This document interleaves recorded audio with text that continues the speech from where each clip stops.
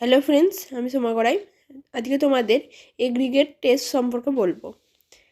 Aggregate test in order to decide the suitability of the aggregate for use in pavement construction following stage are carried out: crushing test, abrasion test, impact test, soundness test, shape test. তাহলে এই 5 প্রকার test আমরা এগ্রিগেটের জন্য করে থাকি। আমরা রোডে যে এগ্রিগেট ব্যবহার করি তার জন্যে সেই এগ্রিগেটটা ইউজ করার জন্য আমাদেরকে টেস্ট করতে হয়। তো আমরা 5 প্রকার টেস্ট করে থাকি, সেই টেস্টগুলো সম্পর্কে আজকেও পড়ে নেব। ফার্স্টে তাহলে চলে যাচ্ছে crushing test. Load is applied on a sample and then the sample is sieve through 2.36 mm সিভ।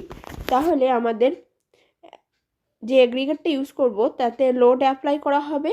Load apply করে নিয়ে তারপরে সেটাকে কি করা হয়, 2.36 mm সিভ দ্বারা সেটাকে সিভিং করে দেখে নেওয়া হয় যে কতটা সেটা ক্রাস্ট হচ্ছে। This method is use for determining crushing strength.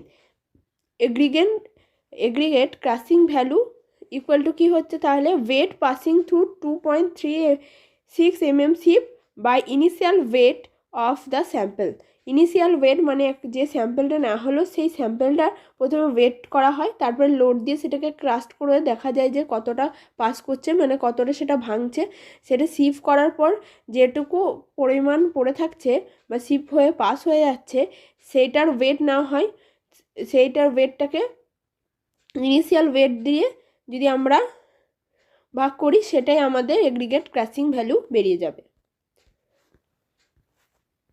Next হচ্ছে abrasion test. It is use to determine hardness. Abrasion test আমরা হার্ডনেস ডিটারমাইন করার জন্য বার করে থাকি। হার্ডনেস কি, কোনো মেটেরিয়ালের ওপর যদি আমরা স্ক্র্যাচ করি সেই স্ক্র্যাচটা কতটা পরিমাণে হচ্ছে, মানে কতটা ডেপথে স্ক্র্যাচ হচ্ছে, সেটা তার hardness. Various abrasion test conducted are, বিভিন্ন রকমের আমরা অ্যাব্রেশন টেস্ট করে থাকি। একটা মোস্ট ইম্পর্টেন্ট অ্যাব্রেশন টেস্ট হচ্ছে কি, Los Angeles abrasion test, Deval's abrasion test, Dorry abrasion test. যদি জিজ্ঞেস করে যে অ্যাব্রেশন টেস্টের মধ্যে কী কী অ্যাব্রেশন টেস্ট আমরা করে থাকি, সেই জন্য এই 3টে নাম লিখে দিয়েছি। তার মধ্যে লস অ্যাঞ্জেলেসটা সবথেকে হচ্ছে ইম্পর্টেন্ট, তাই ওটা আমি আরেকবার বলে দিচ্ছি যে লস অ্যাঞ্জেলেস ভ্যালুটা কি হয়, weight passing through 1.7 mm sieve by initial weight of sample. আগে যেটা পড়লাম ক্রাসিং ভ্যালুর ক্ষেত্রে 2.36 mm সিভ দ্বারা পাস করে, ঠিক আছে। আর লস অ্যাঞ্জেলেস অ্যাব্রেশন ভ্যালুর ক্ষেত্রে কি 1.7 mm সিভ দ্বারা কিন্তু আমাদের পাস করাতে হয়। এখান থেকে এইটুকু কোশ্চেন আসতে পারে। এরপরে চলে যাব soundness test. Soundness test is intended to study the resistance of aggregate to wear action, either that durability by conducting accelerated weathering test circle। তাহলে আমরা সাউন্ডনেস টেস্ট কিসের জন্য করে থাকি, যে আমাদের যে ওয়েদার অ্যাকশনের ফলে যে আমাদের রেজিস্ট্যান্স হচ্ছে, হ্যাঁ, তাকেই বলছে আমাদের কি সাউন্ডনেস। সেই সাউন্ডনেসটা আমরা দেখে থাকি।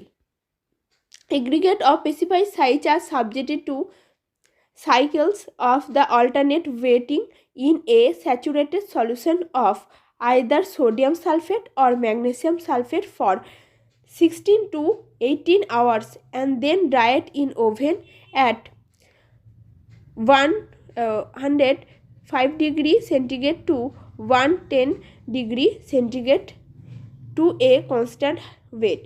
তাহলে আমাদের এগ্রিগেটগুলোকে নিয়ে একটা সাইজে, আমরা স্পেসিফাইড সাইজ আছে সেই সাইজে নেওয়ার পর অল্টারনেট ওয়েটিং করা হয়, মানে পরপরভাবে একবার ওয়েটিং করা হবে।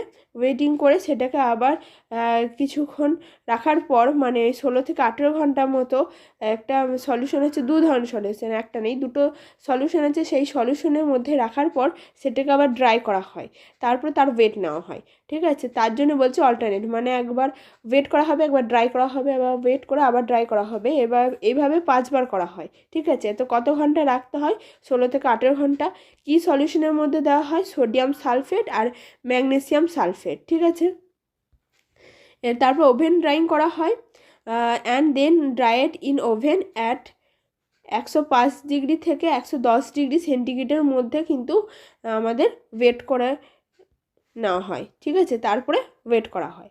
After 5 circle the loss in weight of aggregate is determined by sieving out all under size particles and ওয়েটিং। আবার আমাদেরকে সিভিং করে নিতে হয়, ঠিক আছে, যেহেতু আমাদের অল্টারনেট ওয়েট হচ্ছে এবং ড্রাই হচ্ছে, আবার কিছুক্ষণ রাখতে হয়, সেই জন্য আমাদের কি হয়, সাইজে অনেক প্রবলেম হতে পারে, ঠিক আছে, সেই জন্য আবার একবার সিভিং করা হয়, ঠিক আছে। এবার দেখে নিতে হবে যে কতটা ওয়েট লস করছে। And the loss in weight should not exceed 12% when tested with sodium sulfate and 18% with magnesium sulfate solution। তাহলে যদি সোডিয়াম সালফেটে আমরা ওয়েট করি, মানে লস ইন ওয়েটটা দেখি, তো আমাদের সেখানে 12%-এর বেশি কিন্তু হবে না। এবং যদি সেটা ম্যাগনেসিয়াম সালফেটে যদি আমরা ডুবিয়ে রাখি, সেক্ষেত্রে আমাদের 18%-এর বেশি কিন্তু হবে না। এরপরে পড়ব impact test. The aggregate impact test is carried out to evaluate the resistance to impact of aggregate or toughness of aggregates passing through 12.5 mm sieve and retain on 10 mm sieve is filled in a cylindrical steel cup of internal dia 10.2 mm and depth 5 cm, which is attached to a metal base of impact testing machine। তাহলে এটা impact testing মেশিনে কি করা হয়, আমাদের সেখানে সিভ করানো হচ্ছে 10 mm, ঠিক আছে, আর passing through 12.5 mm sieve and retained, আচ্ছা 12.5 mm এ পাসিং হবে, কিন্তু রিটেন হবে কত, 10 mm সিভে। একটা এখানে সিলিন্ড্রিকাল যে মোল্ড থাকে সেটাকে ফিল করতে হবে, যার ইন্টারনাল ডায়া কত 10.2 mm আর ডেপথ হচ্ছে কত 5 সেন্টিমিটার, যেটা আমাদের একটা মেটাল বেসের সাথে কিন্তু অ্যাটাচ করা থাকে, মানে ইম্প্যাক্ট যে মেশিন, সেই মেশিনটার সাইজ বলছে। The material is fill in 3 layer where each layer is tamped for 25 number of blow.